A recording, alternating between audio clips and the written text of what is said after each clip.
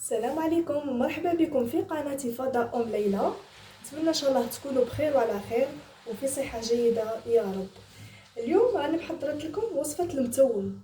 وصفة المتوم يعني هي تدبيرة سهلة ويعني تقدروا تستغنوا فيها على لا فيوند هاشي. هنا راني دايرت لكم هنا دي طرونش تاع لا داند. لا داند هذا راه ماريني، كنت حضرته لافي باش نقول لكم واش درت فيه لي زيبيس.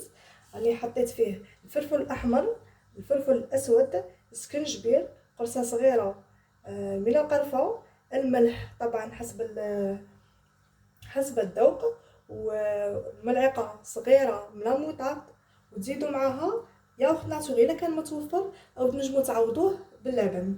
فوالا هذا فيما يخص لي زيبيس اللي كنت حطيتهم فيه. انا رايحه نرحيه ونعاود نكمل لكم باقي المكونات. ها ولا بعد ما رحيته نكمل لكم. عندي هنا بصله متوسطه راني رحيتها، طماطم متوسطه عفوا او صغيره. يعني هي دائما تتبعوا حسب الكميه تاع لادان اللي راكم تحطوها فيها. وكاس تقريبا كاس هنا من الحمص، وزوج فصوص تاع الثوم. اذا هذا فيما يخص كل المقادير اللي راح نطيب بها المتوم، وطنجره صغيره على حسب الكميه اللي راح توضعوها. ملاحظه فقط، لا داند في الطياب تاعو يسحق المده اكثر لا فيونداشي ولا اللحم، باسكو هو يعني شويه اللحم تاعه خشين باش يطيب. دونك نتوما راح تعطيو له الوقت وتنقصوا له النار وبشويه حتى يعني تقلبوه كي تشوفوه طرا معاكم تما تطفوا عليه. رانا وضعنا البصل تاعنا يتقلى في النار على نار هادئه. وملاحظه نسيت باش نزيد نقولها لكم، هنا كي ديروه في لا ماريناد ديروا له شويه قارص وشويه زعتره. انا هنا استعملت الزعتره باسكو نبغوا الذوق تاعو كي يكون معاه لاصوص طوماط. بون هذا فيما يخص المقادير الاولى. بالنسبه في الطبخ تاعنا نسحقوا لتر من الماء ونزيدوا له شويه تاع لي زيبيس. ما تنساوش بلي رانا حاطين في لا داند رانا حاطين فيه لي زيبيس، دونك حنا رايحين نكملوا باش لاصوص تاعنا تجينا ملونه. هنا عندنا كما قلت لكم زوج فصين يعني من الثوم، قرصه صغيره من القرفه، عندنا الفلفل الاسود، الزعتره، الزنجبيل، الفلفل الاحمر والملح. يعني خلوه يطيب على راسو. ومن بعد تزيدوا لا طوماط. كي تتقلى مليح البصل تزيدوا لا طوماط، تزيدوا تقلوها مليح. ومن بعد واش راح نديروا؟ رايحين تميكسيو هذيك لاصوص باش ما يقعد لكمش فيه يعني الجلف تاع البصل ولا فوالا.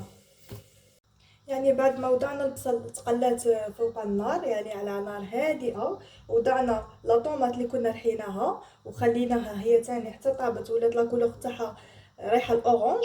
زدنا لها لتر من الماء، غلات شويه ومن بعد رايحين نرحيوها هكا باش لاصوص تجينا صافيه. نكملوا باقي المكونات.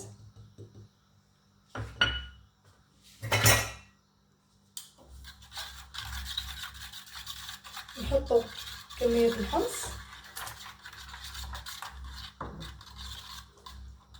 نخلوها حتى تغلي. بين تغلي مليح نشكلوا هادو يعني كرات يكونوا متوسطين، وكذلك نزيدوا اضافه الثوم خلوه يعني يغلي مليح باش هكا من يطيبوا نجموا تقلعوهم. كاين اللي ما يبغيش الذوق تاع الثوم يعني هكا نسهل عليكم تقدروا تقلعوهم، واللي حاب الذوق تاعه ينجم يرحيه مع مباشره مع لا داند. فوالا يعني راني شكلت لكم لا داند كرات هكا متوسطين، يعني متوسطين الحجم الى كبار، وهذه الكميه يعني تكفي لشخصين او حتى ثلاث. راح نغلو المرق مليح، ومن يغلي وشوفوه باللي راه عقد معانا نحطو الكرات. بعد ما شكلنا كرات يعني متوسطه الحجم الى كبيره هكا، يعني عطاتنا كميه ما شاء الله لاباس بها، هذه راح تكفينا لشخصين او ثلاث. راح نخلو المرق حتى يغلي ويتقال، باش عاد نحطوا الكميات لادند ونقصوا عليه ونخلوه يطيب على راحته. من يطيب نديروا معاه ملعقه كبيره من الزبده ونخلوه يزيد يغلي 3 دقائق وطفوا عليه وشهيه طيبه. نتمنى ان شاء الله تجربوا هذه الوصفه تعجبكم.